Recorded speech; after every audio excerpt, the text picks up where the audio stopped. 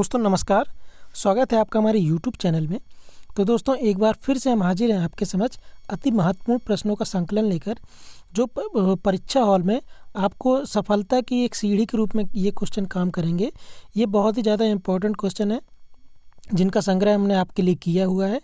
तो चलिए शुरू करते हैं।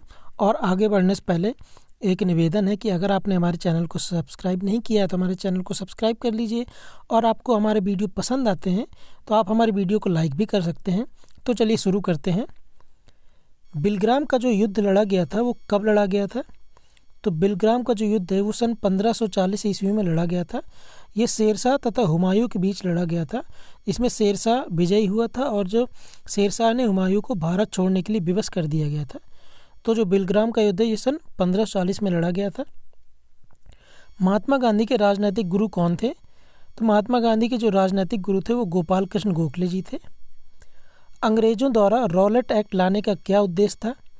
तो अंग्रेज़ों द्वारा जो है रॉलेट एक्ट इसलिए लाया गया था कि वो भारत में जो जितनी भी राष्ट्रीय भावना से जितनी भी क्रांति हो रही थी या राष्ट्रीय भावना से जितने भी आंदोलन हो रहे थे उन पर रोक लगाने के उद्देश्य से भारत में जो है रॉलेट एक्ट लाया गया था।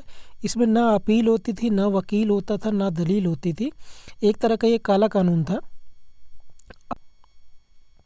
अगला प्रश्न है हमारा, भारतीय पुरातत्व सर्वेक्षण के प्रथम महानिदेशक कौन थे? तो जो भारतीय पुरातत्व सर्वेक्षण ASI जिसको वर्तमान में कहते हैं आर्कियोलॉजिकल सर्वे ऑफ इंडिया, इसके जो प्रथम महानिदेशक थे वो सर जॉन मार्शल जी थे।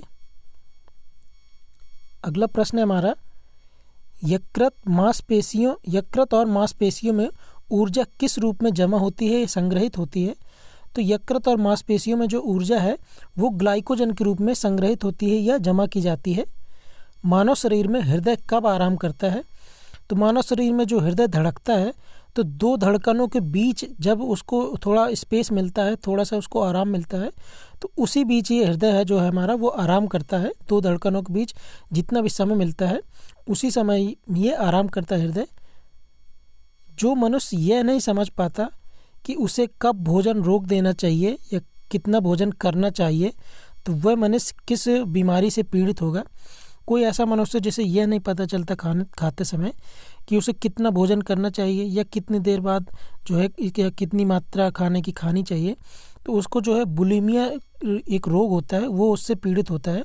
उसे पता नहीं चलता कि उसको कितना खाना है, कितनी देर तक खाना है, ये उसको बिल्कुल ही भी आभास नहीं होता है।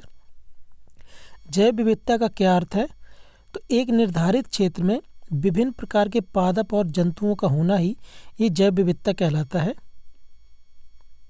अगला प्रश्न है हमारा, यदि पृथ्वी पर पाई जाने वाली वनस्पतियां समाप्त हो जाएं तो क्या होगा? पृथ्वी पर क्या प्रभाव पड़ेगा?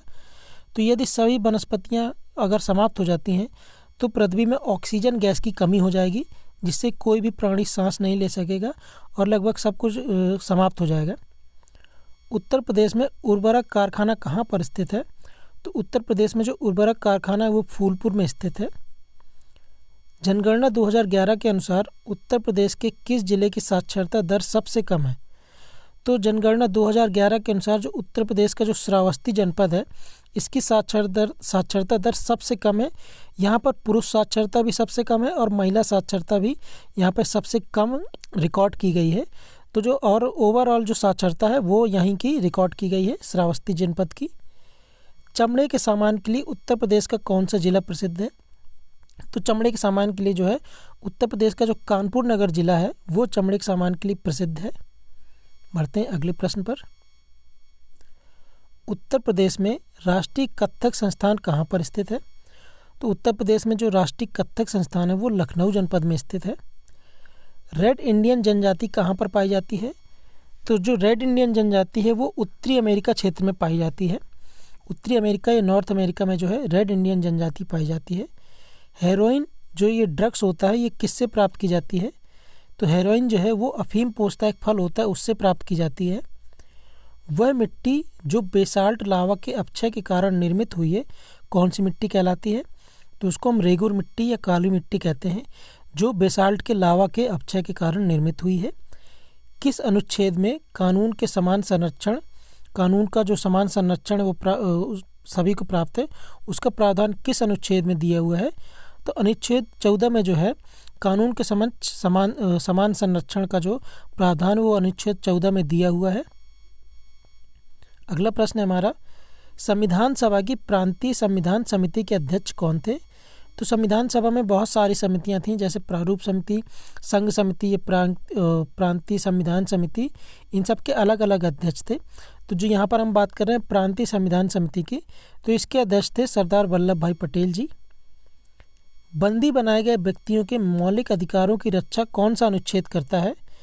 तो जो व्यक्ति बंदी बनाए जाते हैं उनके जो मौलिक अधिकार होते हैं कि उनका वायलेशन ना हो, उनका अतिक्रमण ना हो, तो इसके लिए अनुच्छेद 22 में इन सभी जो मौलिक अधिकार हैं बंदी व्यक्तियों के, उनके बारे में बताया गया है। अनुच्छेद 22 इसका जो है सही आंसर होगा। नागार्जुन सागर बांध योजना किस नदी पर स्थित है? तो जो नागार्जुन सागर बांध परियोजना है वो कृष्णा नदी पर स्थित है।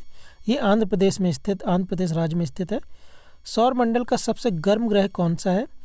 तो सौर मंडल का जो सबसे गर्म ग्रह है वो है शुक्र ग्रह। शुक्र ग्रह को सबसे गर्म ग्रह माना जाता है। उत्तर प्रदेश के सिद्धार्थनगर जनपद के मुख्यालय का क्या नाम है? तो उत्तर प्रदेश का जो सिद्धार्थनगर जनपद है उसका जो मुख्यालय है उसको नौगढ़ के नाम से जाना जाता है। बढ़ते हैं आगे। लाइकेन सबसे अच्छे सूचक हैं किस चीज़ के? जो सूचक है लाइकेन जो पौधे होते हैं वो वायु प्रदूषण के सबसे अच्छे सूचक होते हैं, क्योंकि जहाँ पर वायु प्रदूषण ज़्यादा होता है वहाँ पर ये पेड़ पौधे नहीं उगते हैं। तो जहाँ वायु प्रदूषण कम होगा वहाँ पर ये उगते हैं। तो सबसे अच्छे जो सूचक हैं ये वायु प्रदूषण के होते हैं। वह गैस जो रक्त में घुलकर कोशिकीय श्वसन को बाधित करती है और हृदय को क्षति पहुँचाती है वो कौन सी गैस होती है? तो जो कार्बन मोनोऑक्साइड गैस है ये सबसे जहरीली गैस मानी जाती है। अगर ये गैस हमारे शरीर के अंदर प्रवेश कर गई तो ये घुलकर हमारे रक्त में घुलकर ये कोशिकीय श्वसन को बाधित कर देगी, इसको रोक देगी और जो हमारे हृदय की गति जो हार्ट बीट है उसको धीरे धीरे कम कर देगी, तो जिससे इंसान की मृत्यु हो जाएगी। तो कार्बन मोनोऑक्साइड इसका जो राइट आंसर होगा। अगला प्रश्न है, रॉटरडम बंदरगाह किस देश में स्थित है? तो जो रॉटरडम बंदरगाह है वो नीदरलैंड देश में स्थित है। तो अगर आपको हमारे वीडियो पसंद आ रहे हैं तो आप हमारे वीडियो को लाइक कर सकते हैं, हमारे चैनल को सब्सक्राइब कर सकते हैं और हमारे वीडियो को देखने के लिए बहुत बहुत धन्यवाद। तो चलिए मिलते हैं अगले वीडियो में, तब तक के लिए नमस्कार।